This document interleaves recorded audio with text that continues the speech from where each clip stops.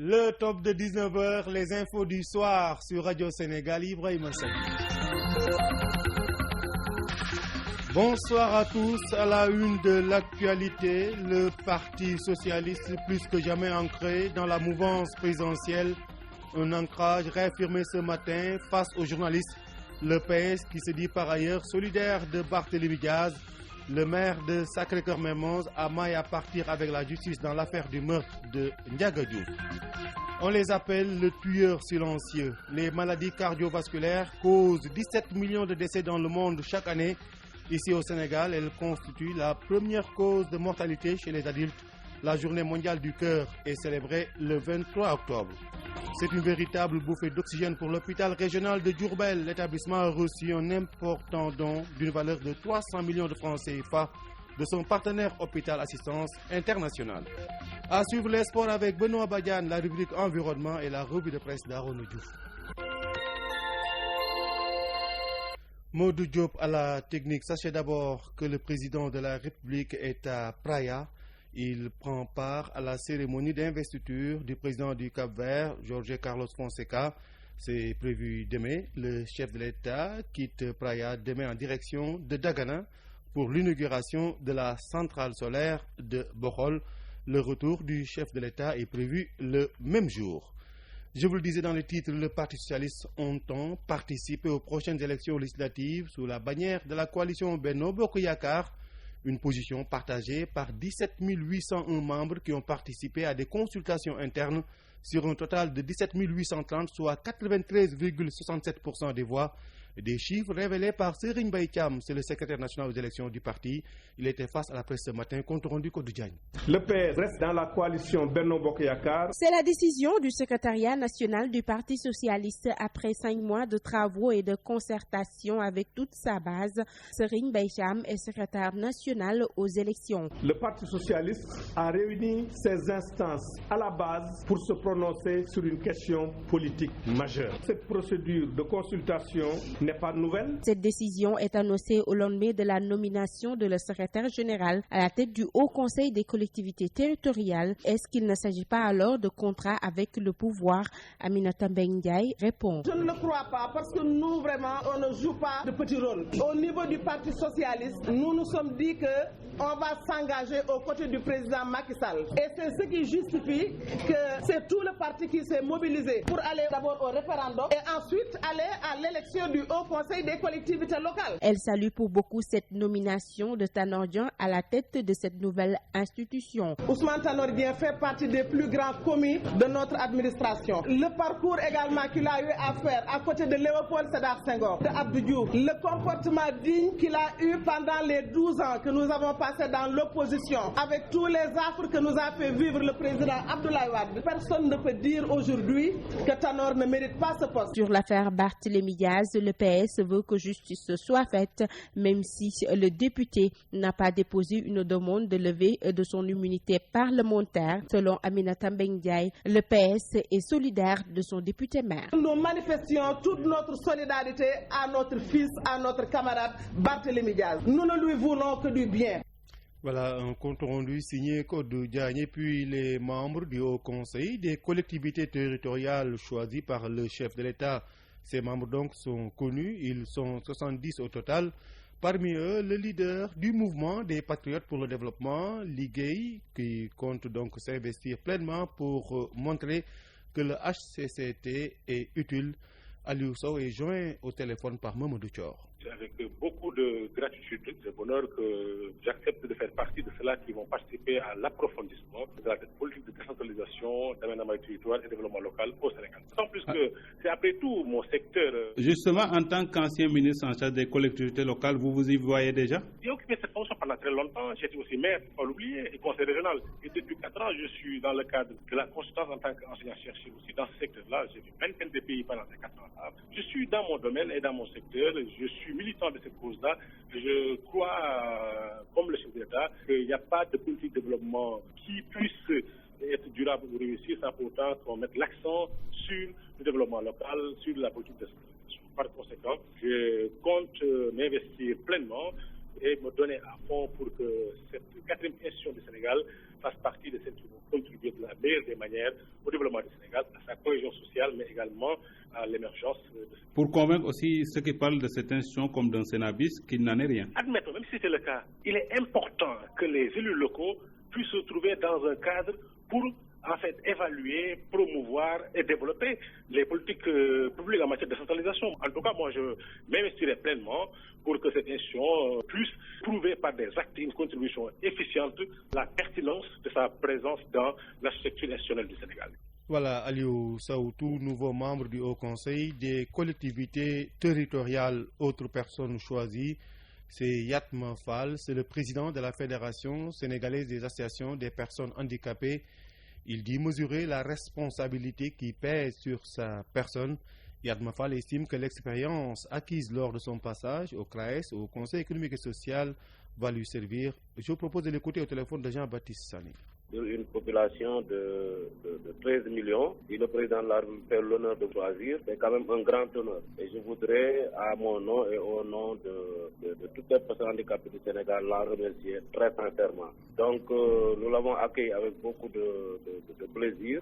Le plaisir, c'est d'avoir l'opportunité, à travers ce Haut Conseil, de travailler pour les populations sénégalaises. Nous savons que vous avez été membre du CRAES. En quoi cette expérience du CRAES peut vous être utile au Conseil? Nous avons eu une belle expérience au CRAES, comme vous l'avez dit, c'est le CRAES, mais c'était ensuite le Conseil économique et social, où j'ai exercé les fonctions de rapporteur général. Dans le principe de fonctionnement, les institutions fonctionnent de la même façon, c'est-à-dire il y a un bureau, il y a des commissions techniques qui travaillent, il y a des rapports qui sont produits. Si au Conseil économique et social, le champ est plus vaste, au Conseil des collectivités territoriales, le champ est plus circonscrit. Cela veut dire donc, comme nous aurons à travailler dans des commissions techniques, à produire des rapports. Moi, j'ai été rapporteur général déjà du Conseil économique et social. Je crois que ça pourra être un plus pour cette nouvelle institution.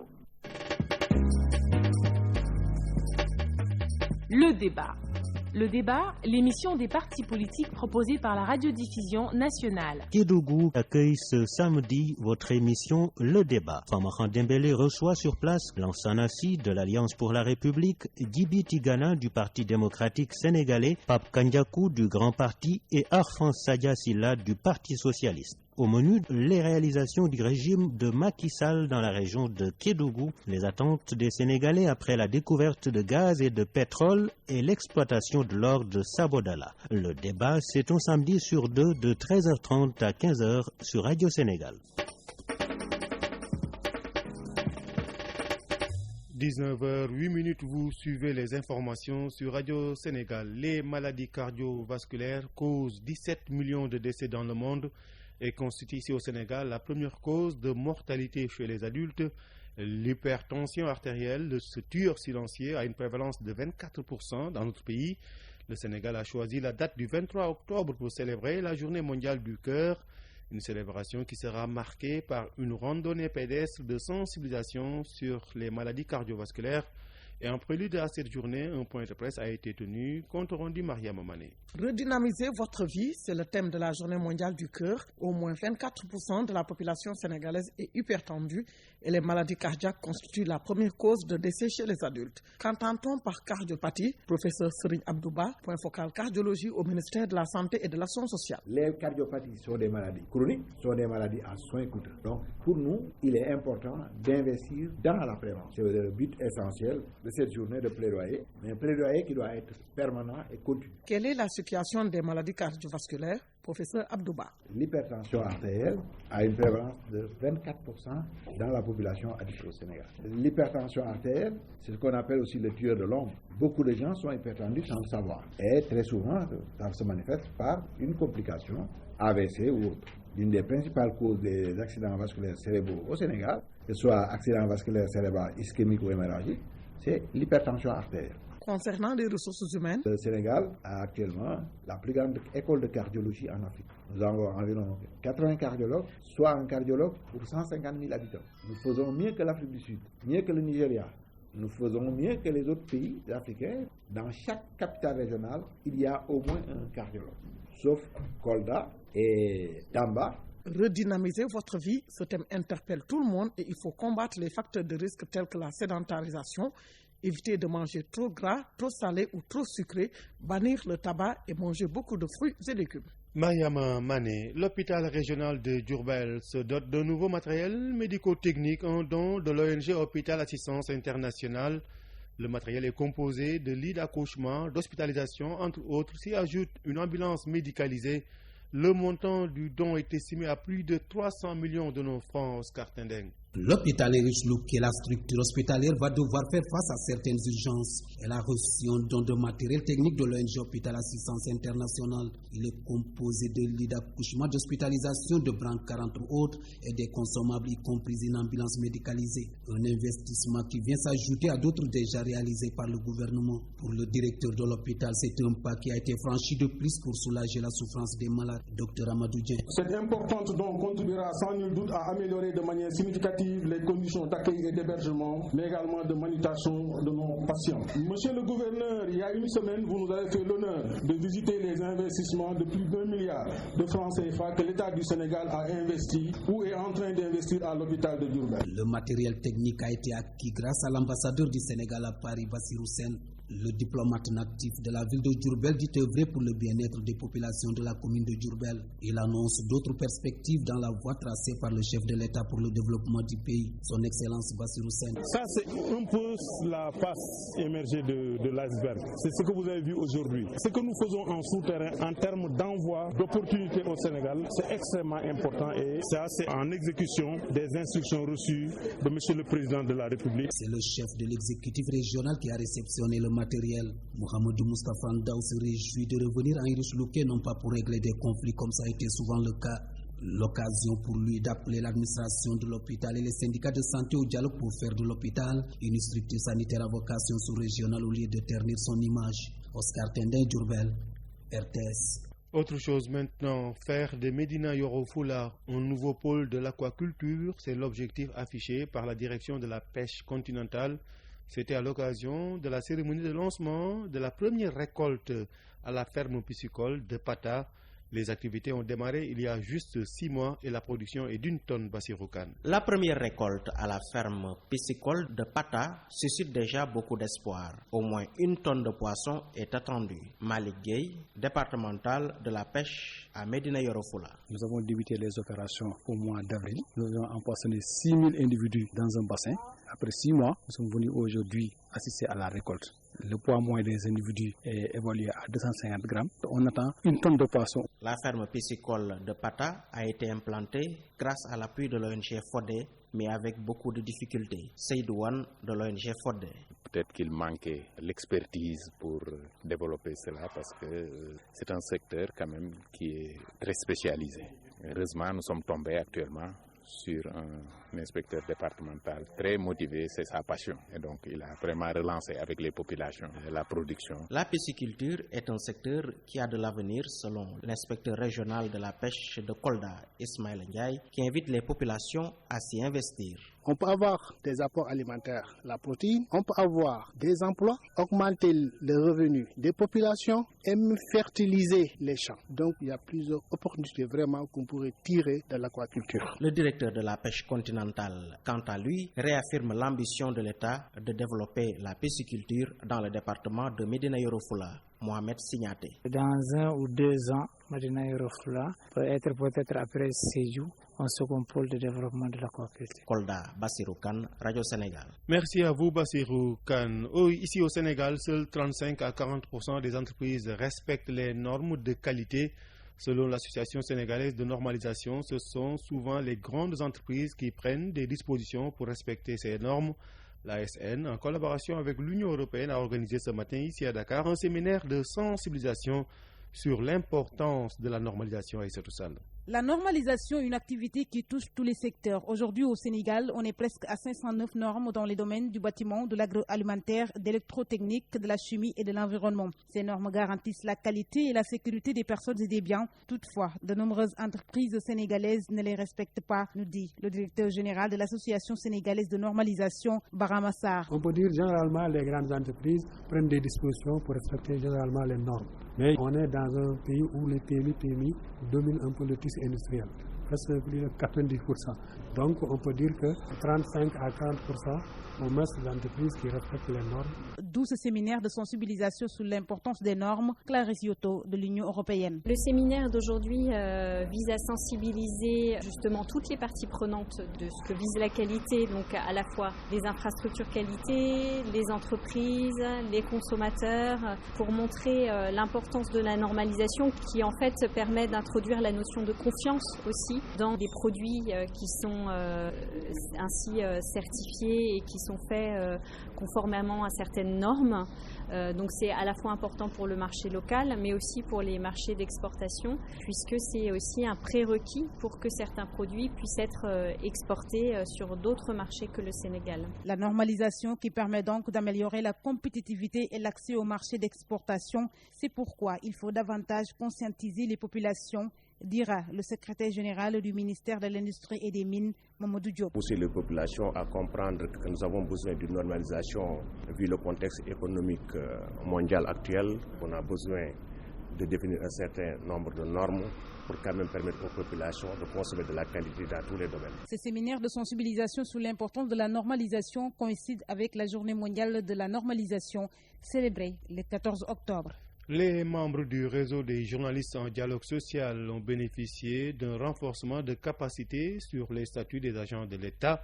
C'est à travers un atelier organisé ce vendredi en partenariat avec le ministère de la fonction publique.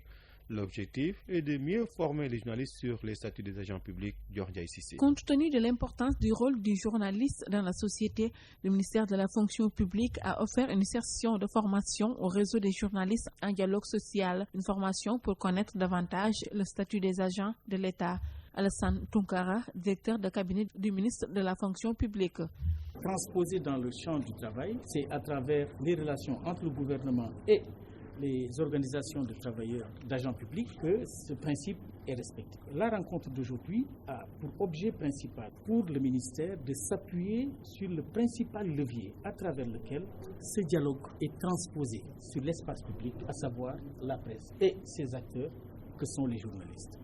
Il est heureux que les journalistes, dans le cadre de leur contribution à la marche du pays, et créer en relation avec le Haut Conseil du dialogue social un réseau de journalistes en dialogue social. Pour le président du réseau des journalistes en dialogue social, cette formation est une grande importance pour les journalistes. François-Xavier Thiaou. Nous avons compris que la plupart du temps, le Fonds social est chauffé par des agents de l'État. Nous sommes dans le cadre de la couverture de ce genre de manifestation, appelés à parler donc des agents de l'État, des fonctionnaires. Et nous ne comprenons pas toujours les obligations, les droits, ou en tout cas la composition justement des agents de l'État. C'est pourquoi nous avons estimé que nous avions besoin d'un renforcement de capacité dans ce sens. Et nous sommes entrés donc en contact avec le ministère de la fonction publique qui a bien voulu nous offrir cette session de renforcement de capacité autour du statut général de la fonction publique. Le président du réseau des journalistes en dialogue social pense qu'au sortir de cette formation, les participants seront mieux outillés pour comprendre les obligations des fonctionnaires pour traiter cette question beaucoup plus compréhensive.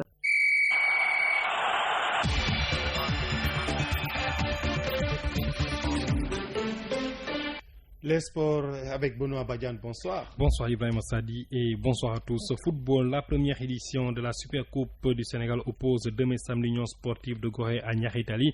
Un match de mise en jambe devant permettre aux deux formations qualifiées également en compétition africaine des clubs champions de mieux préparer la saison à venir. Une initiative de la fédération magnifiée par les techniciens du football dont notre consultant Cheikh Yann Bité que je vous propose d'écouter. On peut dire déjà que ce sera une excellente chose parce que les équipes sont dans une période de mise au point tactique, donc à la recherche de leur équipe type qui doit débuter le championnat. Maintenant, il reste à dire qu'il y a d'autres enjeux. NGB et Gorée vont représenter le Sénégal. Ils se doivent d'être prêts, en tout cas, par rapport à ce début du championnat. Ils ont déjà fait un tournoi de l'Assemblée, une bonne mise en jambe, qui a permis d'ailleurs à chacune des équipes, en tout cas, de se faire un bon classement. NGB qui a été sacré pour la première fois, ça a été excellent. Maintenant, ça va leur permettre de se faire beaucoup plus de confiance, de se faire beaucoup plus de ressources morales et mentales par rapport au début de saison.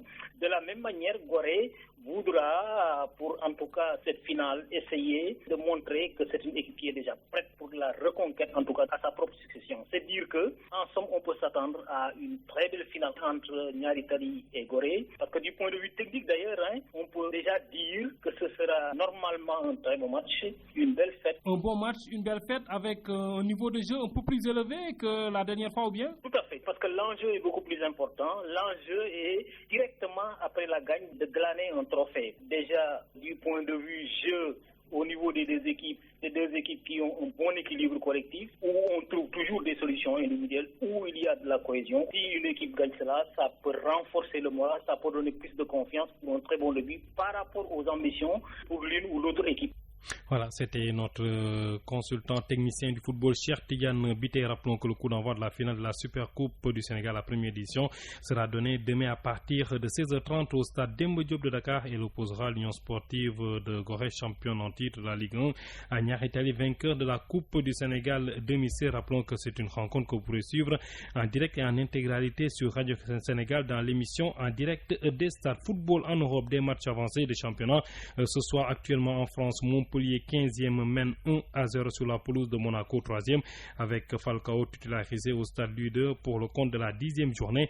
Pour le moment, nous sommes à la 33e minute de jeu et toujours Montpellier mène 1-0 en Espagne avec cette rencontre entre Betis Séville qui mène également 1-0 sur la pelouse d'Osasuna pour la 9e journée de la Liga. Nous sommes à la 37e minute de jeu et puis en Allemagne, même score à la mi-temps en faveur de Francfort en déplacement sur la pelouse d'Hambourg. Suite ce week-end, revenons chez nous pour parler de rugby avec la saison 2016-2017 de rugby à 15 au Sénégal qui sera lancée dès demain samedi. 12 équipes seront en lice dans une poule unique pendant une dizaine de journées suivies des barrages, une innovation par rapport à la saison écoulée selon le président de la commission d'organisation des compétitions nationales à la Fédération sénégalaise de rugby, Oumar Diagne.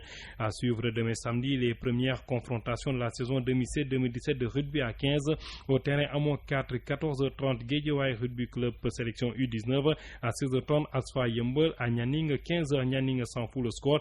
À noter que le champion en titre Djamba reçoit Requin dimanche à partir de 14h30 à la Somone. Et puis en volleyball pour terminer le championnat d'Afrique des moins de 23 ans chez les dames. Le tournoi commence demain samedi à Nairobi au Kenya. Les Lions du Sénégal ou bien les Lioncelles font partie des 8 sélections participant. Le trophée continental des espoirs est à sa 2e édition. Les Égyptiennes sont détentrices du trophée à quelques semaines de préparation. Les Lioncelles qui constituent la relève de l'équipe nationale A de volleyball vont défendre leur chance et se mettre dans le bain des compétitions internationales. Les pays engagés à cette compétition, Ibrahim Sadi, sont le Sénégal, l'Égypte, le Kenya, pays organisateurs, le Botswana, le Rwanda, l'Algérie, la Tunisie et le Cameroun. Le tournoi se dispute au stade de Nairobi. Les Lions ou bien les Lioncelles devraient arriver depuis ce matin dans la capitale kenyane. C'est tout pour les sports. Ibrahim Sadi. Merci à vous, Benoît Badiane, pour cette page des sports.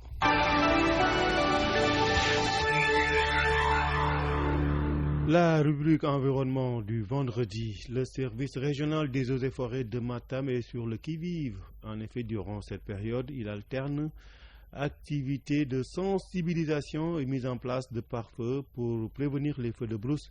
Il faut dire que ces feux de brousse ravagent chaque année des millions d'hectares. Conséquence, faute de pâturage, plusieurs éleveurs sont poussés à la transhumance. Pour nous en parler, Alpha Seydi, notre correspondant permanent à Matam, reçoit le commandant Babacar Dione, inspecteur régional des eaux et forêts de Matam. Entretien.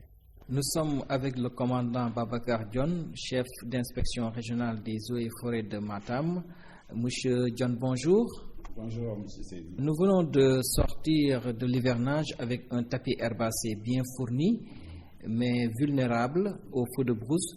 Avez-vous à ce jour dénombré des cas? Depuis la sortie de l'hivernage, il y a quelques jours de cela, on a dénombré juste 2 à 3 cas effectifs et on signale également un cas à la frontière avec le département de Goudiri, mais ça, avec cette période-là, c'est surtout avec les feux précoces qui sont effectués dans la région de Tambacounda.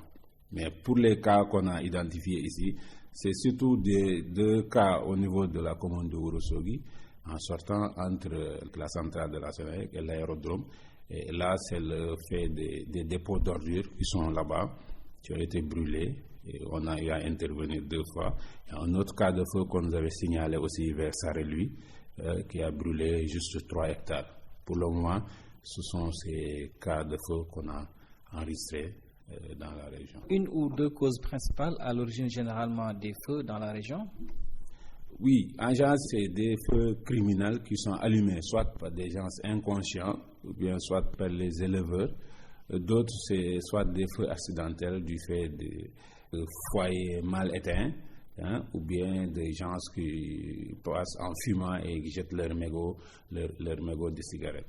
Les autos sont connus, des fois, pour la majorité, ils ne sont pas connus. Parce que pour l'année dernière, où on a noté 33 cas de feu qui ont dévasté 10 351 hectares. Peu de personnes qui ont été interpellées pour ces feux, mais pour l'essentiel, les gens sont inconnus.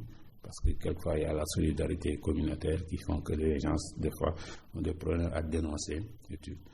Et ce qu'il faut ajouter également, cette campagne de lutte contre les feux de brousse 2014-2015 a été la plus dévastatrice par rapport à la 2013-2014 où on avait noté juste 12 cas pour 4335 cas aux superficies hectares de brûlés. Mon commandant, dans quel secteur les conséquences sont le plus visibles? Si le feu passe, ça fait beaucoup de dégâts sur le tapis herbacé, mais également sur les lignes qui sont bas branchus. Donc ça détruit tout le fourrage que les animaux devaient manger.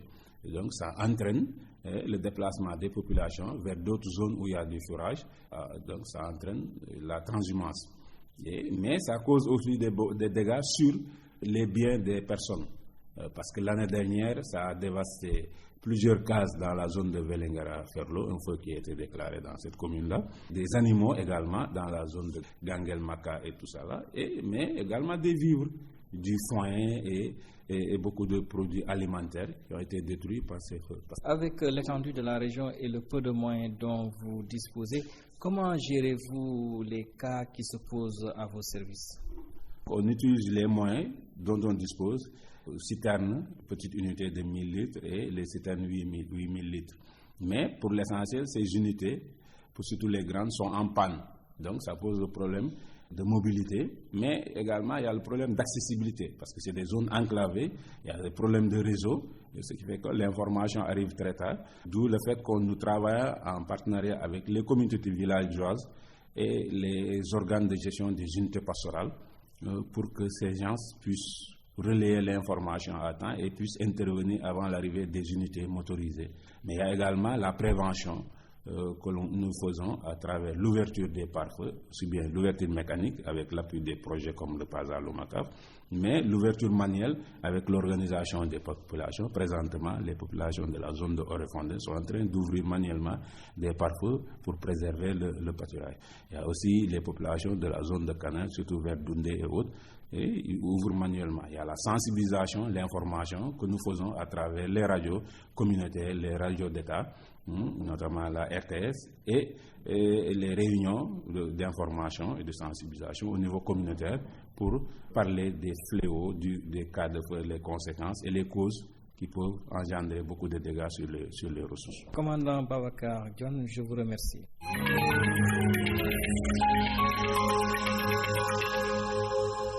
Le dernier élément de cette édition, la revue de presse d'Aaron Diouf. C'est officiel, Ousmane Tanor Dieng est le président du Haut Conseil des collectivités territoriales. En effet, c'est un communiqué de la présidence de la République repris par toute la presse qui nous l'annonce. Au Conseil des collectivités territoriales, Tanor, président, s'exclame le journal Direct Info à sa une. Macky officialise, Tanor reprend Sud Quotidien pour qui, comme annoncé Urbi et Torbi.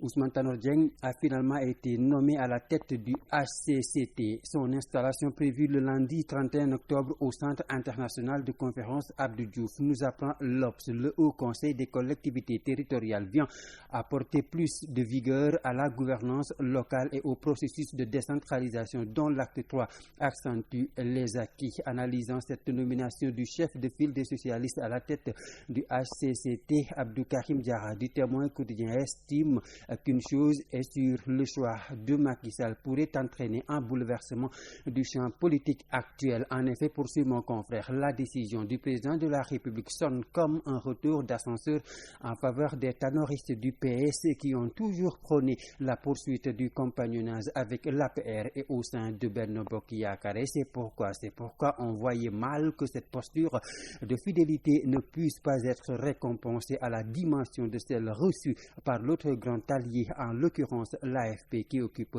la présidence de l'Assemblée nationale. Cette nomination ou promotion du leader du PS intervient au moment où un autre socialiste est traîné en justice. Et pour Walf Quotidien qui n'y est pas allé par 4 chemins, cet autre socialiste est traîné en justice par le pouvoir lui-même.